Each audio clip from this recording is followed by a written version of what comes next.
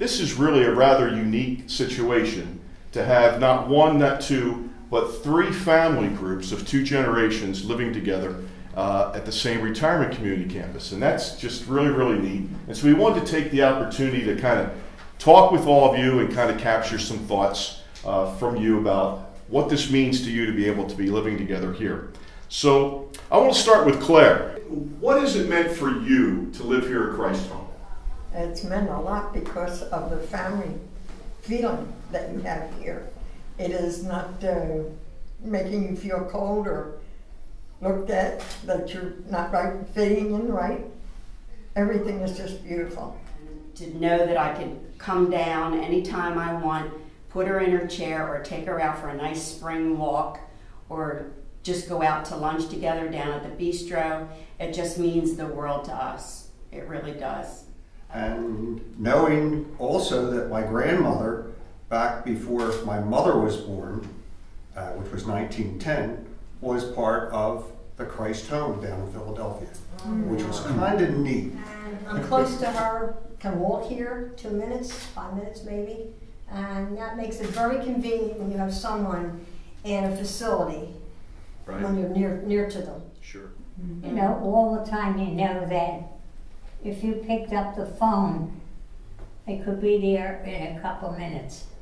That gives you a good feeling. And I don't know, it makes you more comfortable. I can see it now, but at the time that it was brought up, I didn't think it was such a good idea. So it's kind of grown on you.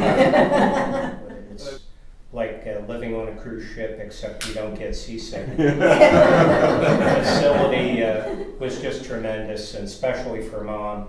And I'm an only child, so I like to come quite often to visit her and look after her. And like they said, taken very, very good care of. The staff is wonderful. Everybody is so pleasant. It means everything in the world. That's great. She's it. She's it. Do these That's folks great. know that she's 107? Well, why don't you tell about that? Yeah, she just was 107 years old on September 14th. You know, we joke a lot in our culture about mother-in-laws. See, we're all sort of laughing. I didn't even crack a joke and we're laughing about it. Tell us about that dynamic in your lives, of what it means for you to be here and be engaged with your wife and your mother-in-law in the same community. It's been fortunate for me to have something that gives Judy peace of mind. I think that's the important part. I think the key word is love.